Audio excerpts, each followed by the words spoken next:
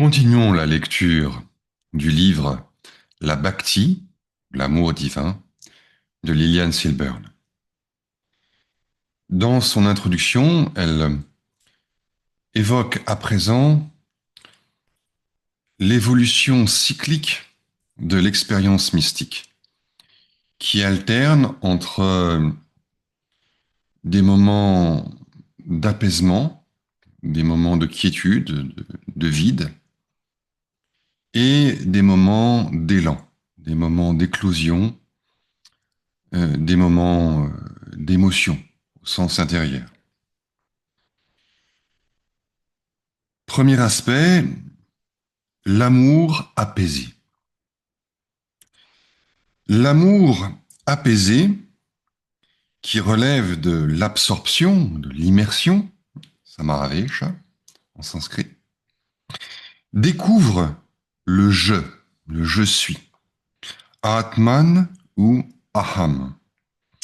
Dans le samadhi, c'est-à-dire dans l'absorption intériorisée, et appartient à la voie de l'immanence, Shaktopaya, celle de l'énergie universelle qui submerge tout comme un flot en brisant les digues de l'ego centré sur lui-même. L'apôtre de la bhakti, de l'amour divin donc, s'abandonne au gré des puissances mystiques qui le parcourent sans arrêt en tendant obscurément à la totalité primordiale ou à l'énergie vierge, Uma. Grâce à son amoureuse vigilance, il accède à la stabilité. Fixé ensuite en son amour, il parvient au stade où il s'écrie émerveillé: Je suis Brahman, je suis l'immense, je suis l'absolu, je suis la source. Enfin, après avoir décelé la présence divine en lui, puis dans l'univers, il voit bientôt à la fois lui-même et l'univers perdu dans l'énergie sans limite, l'énergie avec un E majuscule.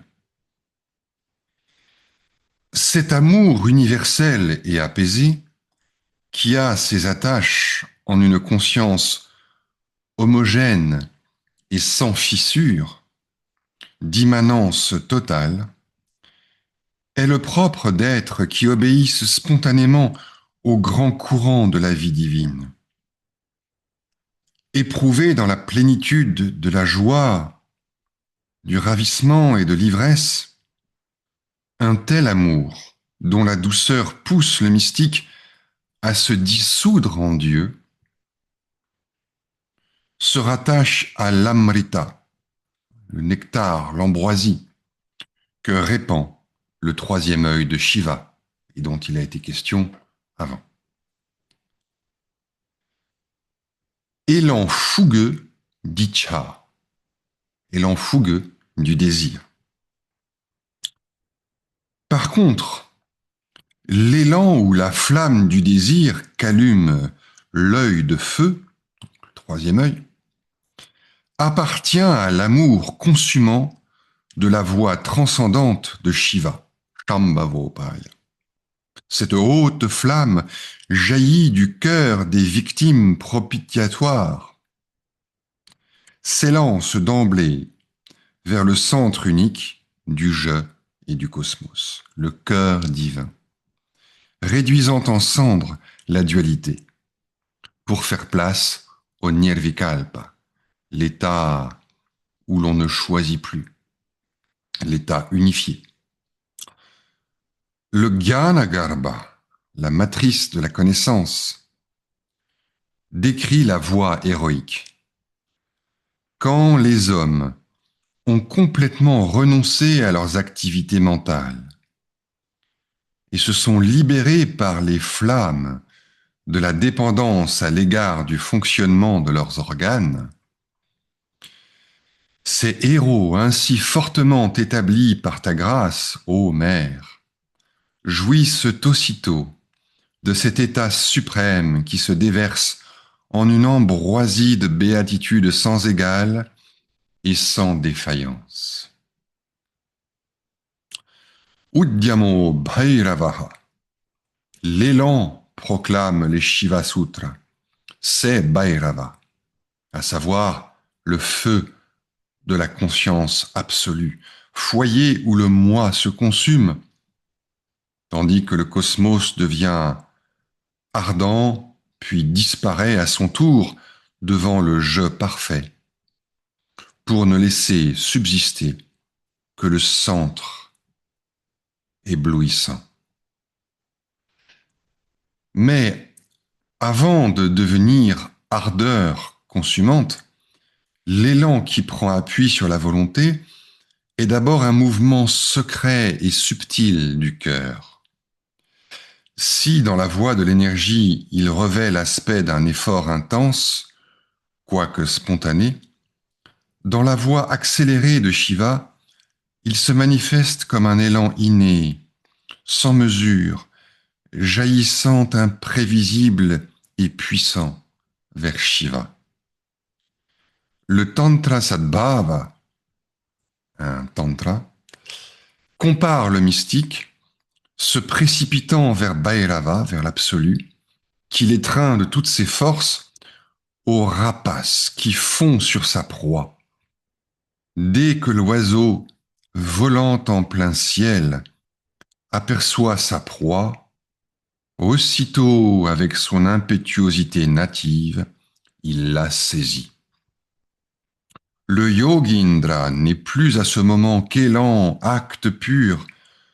Son moi et ses facultés anéanties, il ne sait plus rien, ne comprend plus, ne pense plus. Il a suffi d'un seul élan pour qu'il oublie subitement et à jamais le monde entier. Mais que cet élan faiblisse si peu que ce soit, il retombe au niveau du contingent et laisse échapper la réalité. Rare est le héros, Vira, dont l'amour au dénuement spontané, libéré de la dualité, rejoint en une fraction de seconde la conscience indifférenciée, Icha en son premier ébranlement, et parvient à s'y maintenir. Utpaladeva ne se lasse pas de chanter ce prodige de grâce. L'élan est si fort, dit-il, que la réalité doit infailliblement se révéler, pas une seconde ne s'écoulant entre l'élan d'amour du fidèle et le don de soi du Seigneur. Dès qu'ils éprouvent la soif ardente de te contempler, de te réaliser, de t'étreindre étroitement, ô Tout-Puissant, leur apparaît au moment même le grand étang frais, le grand lac frais et délicieux de ton adoration. Et ils s'y jettent sans hésiter afin d'étancher leur soif. Utpala aspire à un semblable amour. Quand donc, Seigneur, mon attachement pour toi aura-t-il une puissance telle que tu ne pourras absolument pas t'évader loin de moi? Si, dans la voie de l'énergie, le mystique cherche à se perdre dans l'énergie divine, il veut ici posséder Shiva en s'agrippant à lui. Hommage à cette convoitise même qui, adhérant à toi, me permet de t'atteindre. Cette conversion de la convoitise en conversion. La convoitise devient conversion. Plus tard, en pleine possession de l'amour et devenu maître en amour, lorsque le feu aura embrasé sa volonté, le mystique ne sera plus qu'amour, à la manière dont le bois se transforme en feu. Si Narayana appelle de toutes ses forces la torche d'amour qui consumera le différencier et dissipera la trame des tourbillons ténébreux, Utpala se situe au vif de cette flamme qui provoque en lui soif insatiable et folie mystique. Parmi les grands mystiques, la plupart suivent la voie de l'absorption amoureuse et quelques-uns seulement s'aventurent dans la voie de Shiva. En règle générale, absorption et élan se succèdent alternativement, formant les marches de la progression spirituelle. À mesure qu'elle s'affermit, l'absorption engendre et accroît l'amour intense, tandis que l'amour, en s'intensifiant, accroît à son tour l'absorption. Utpaladeva explique: celui qui contemple Shiva comme le soi de l'univers plein de béatitude se plaît en lui seul et devient bientôt extrêmement anxieux de savourer la douceur de son étreinte. Plus il trouve de joie et de ravissement dans l'amour, et plus son désir s'aiguise. L'amour apaisé qui s'épanouissait avec lenteur fait soudain place à une volonté brûlante. Le mystique, torturé par la longueur de l'attente, se consume de désir. Toutes ses forces concentrées puis fondues dans la véhémence de l'amour. Dès que l'amrita l'a désaltéré, il se perd en une absorption plus profonde et plus vaste que celle qu'il avait naguère connue. Puis à nouveau, du centre même de cette nappe de lumière, s'élance la flamme dévorante. Stabilité et agitation de l'amour se complètent ainsi nécessairement.